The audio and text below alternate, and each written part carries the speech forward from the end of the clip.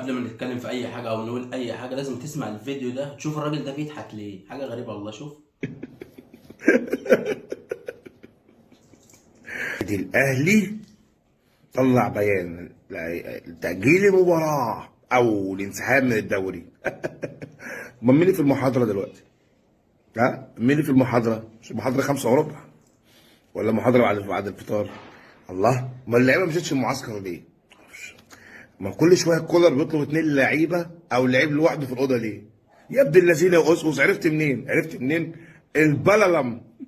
ولا في انسحاب ولا في تأجيل، وهيلعب الماتش وهيروح الماتش. وكل اللي عمله ده خلى شكل النادي الاهلي اللي هو المفروض افضل الانديه في افريقيا وجماهيره الكبيره العظيمه خلاهم قد كده، وهيلعب الماتش.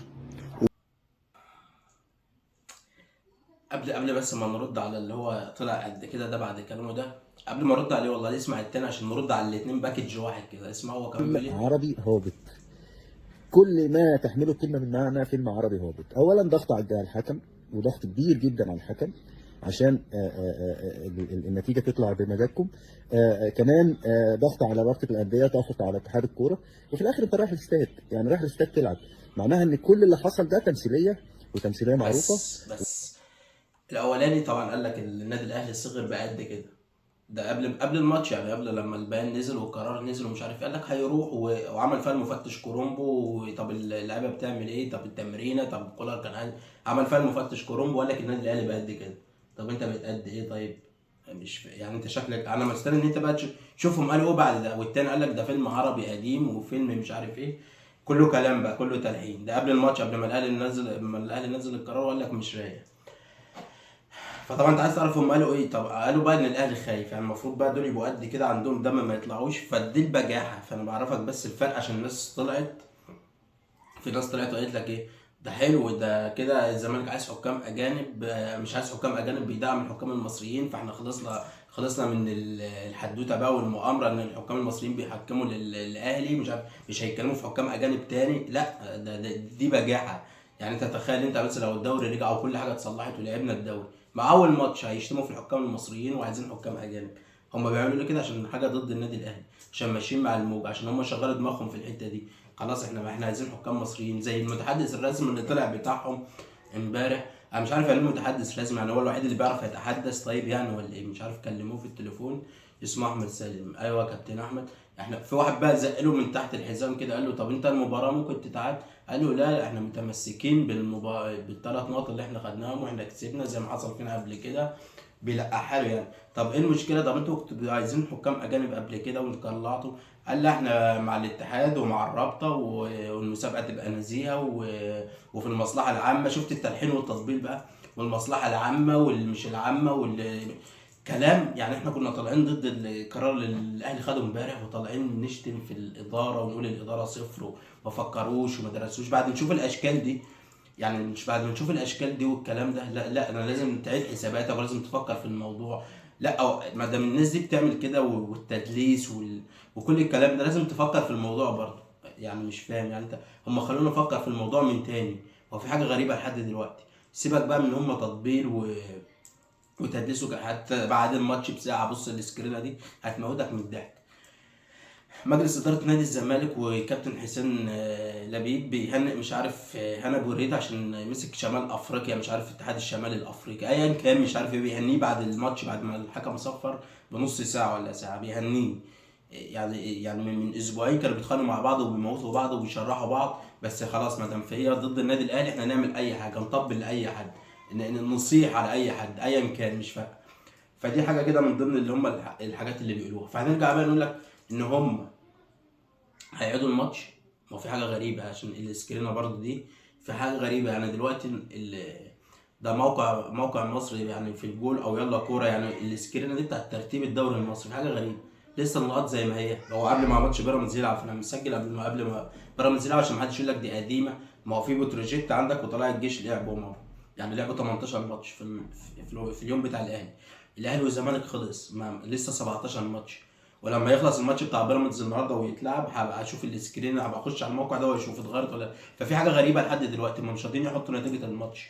يعني المفروض الماتش خلص 6-0 وثلاث نقط للزمالك، فالمفروض دلوقتي النقط بتاعته ما تبقاش 32 تبقى 35، والفرق يقرب يعني من الاهلي.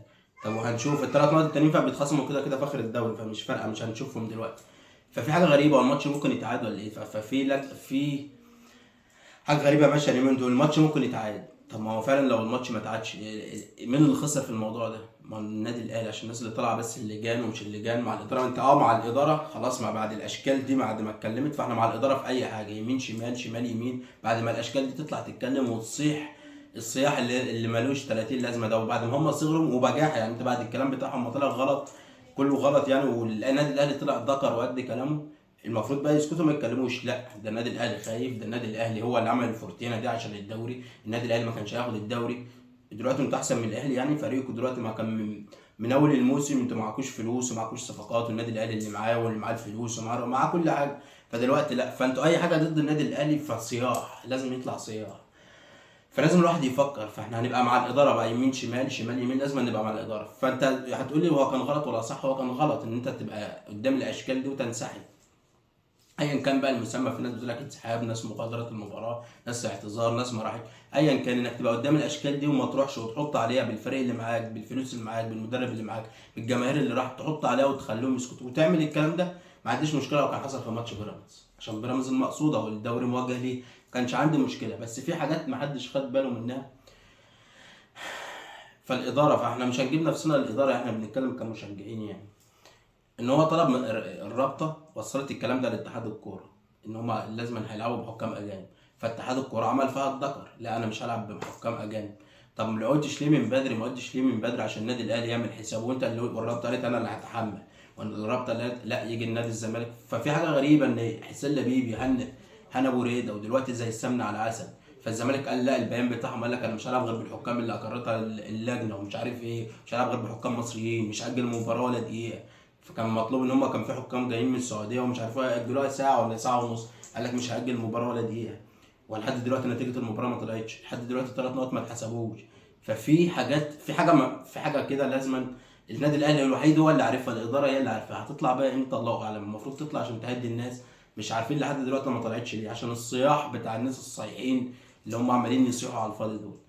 فانت دلوقتي هتقول لي مع الاداره، طبعا مع الاداره هيكملوا الدوري، لا ما يكملوش بالاسلوب ده والهمجيه دي.